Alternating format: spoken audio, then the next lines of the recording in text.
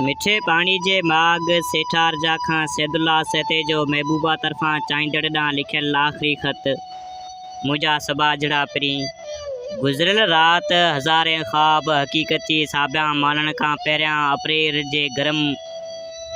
जे गरम लूह जे लॻण सां प्यार ऐं प्रीत जे पोखियल वलजियां क़ौमाइजी विया आहिनि। हा पिरी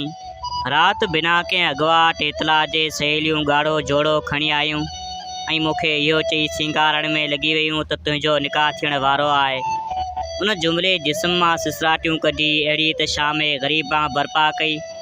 जो मूंखे ईअं थिए लॻो ॼण मां दुनिया मां ई रुख़सत थी वई हुजां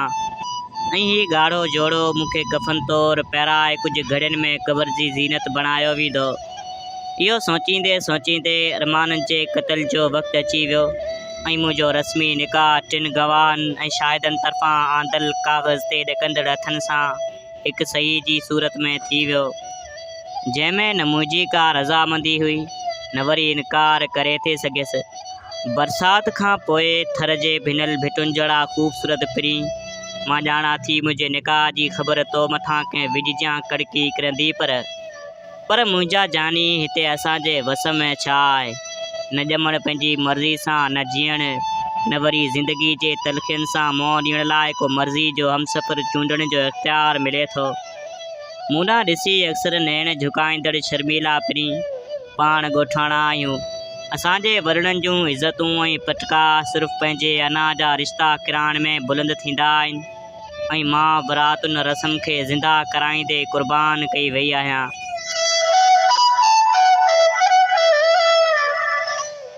पिरी पाण जे जिस्मानी तौरु अहिड़ा त जुदा थिया आहियूं जो वरी समुंड जे किनारनि जा पंहिंजो मिलणु नामुमकिन आहे,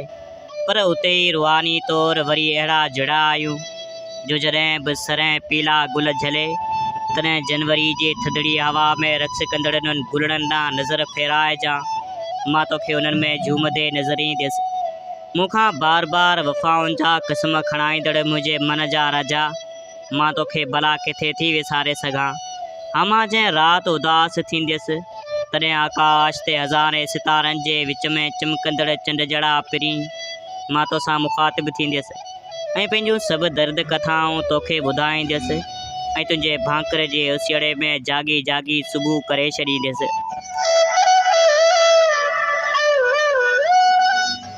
मुंहिंजा पिरी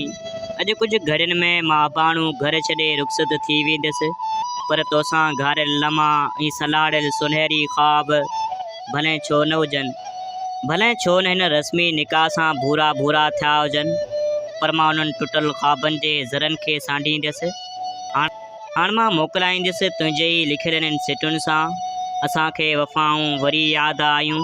कयूं जे ख़ताऊं वरी यादि आयूं, ॾिसी तो निगाहूं भला छो हटायूं, पुराणियूं अदाऊं वरी यादि आयूं, हुजी ख़ुशि हरजाए सदा तूं प्यारा, कयूं जे दुआऊं वरी यादि आयूं, मिले साथ तुंहिंजो सदाईं असांखे, सैद खे सदाऊं वरी यादि आयूं,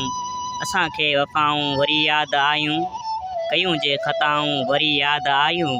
कयूं जे ख़ताऊं वरी यादि आयूं।